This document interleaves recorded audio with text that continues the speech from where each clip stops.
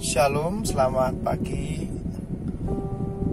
Saya hendak memberikan sedikit renungan melalui video singkat ini dengan tema, saya kasih judul, kasih karunia Tuhan cukup bagi kita.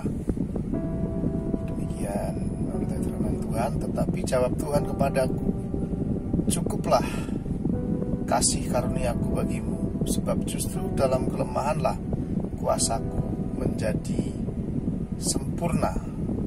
Sebab itu terlebih suka aku bermegah atas kelemahanku, supaya kuasa Kristus turun menaungi aku. Ayat ini terdapat di dalam 2 Korintus pasal 12 ayat 9. Teman-teman semua, jemaat Tuhan, kekasih Kristus, hamba-hamba Allah telah mengikat perjanjian atau covenant dengan umatnya, sehingga saudara dan saya sebagai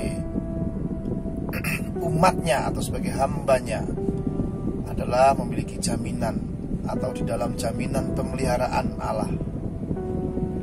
Bahkan sampai pada hari kematian pun pemeliharaan Allah akan membawa kita ke dalam tempat kekekalan untuk tinggal atau untuk bersama-sama dengan Tuhan sampai selama-lamanya. Hidup dalam covenant atau perjanjian Allah bukan berarti kehidupan kita senantiasa berjalan dengan baik atau tanpa pergumulan, tanpa kesesakan, tanpa penderitaan atau persoalan yang harus kita hadapi, yang kita harus tanggung, ya, harus menanggungnya. Namun apapun kondisi yang sedang saudara dan saya alami, kasih karunia Tuhan cukup bagi kita. Rasul Paulus atau hamba Tuhan yang diperkenan Tuhan dan dipakai oleh Tuhan dengan luar biasa memberitakan Injil dengan kuasa Tuhan, dan pelayanannya disertai dengan tanda mujizat.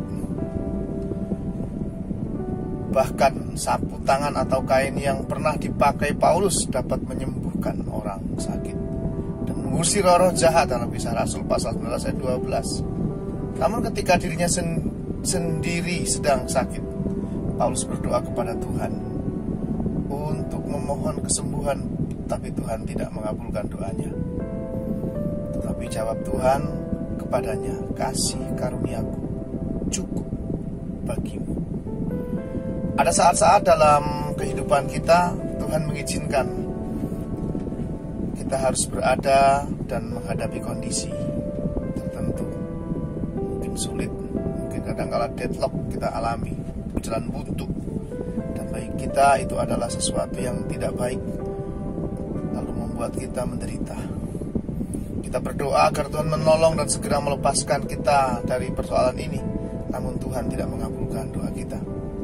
Tetapi Dia menjawab kita, kasih karuniaku cukup bagimu. Wow, ada tujuan Tuhan untuk membiarkan kita sementara waktu berada dalam kondisi itu, yaitu seperti Paulus, kita diajar untuk menyadari dan mengakui kelemahan kita, sehingga kita belajar untuk mengandalkan Tuhan.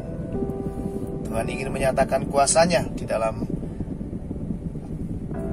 diri kita, atau melalui kelemahan kita, melalui ketidakberdayaan kita. Kalau kita dalam keadaan baik, kita menganggap diri kita sendiri yang bisa. Namun kalau kita sendiri atau mengalami kelemahan atau lemah atau tidak berdaya, maka bukan kita yang bisa, tetapi Tuhan.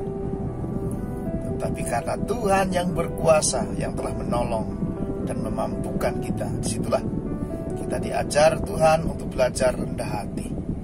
Atau bukan hanya rendah hati, ada bantuan merendahkan diri. Dan memang sebenarnya kita tidak boleh meninggikan diri di hadapan Tuhan. Barang siapa meninggikan diri, dia akan direndahkan. Maka di hadapan Tuhan tidak ada yang pantas untuk meninggikan diri. Seperti kata firman Tuhan dikatakan, berbahagialah orang yang miskin di hadapan Allah, sebab Dialah mempunyai kerajaan surga.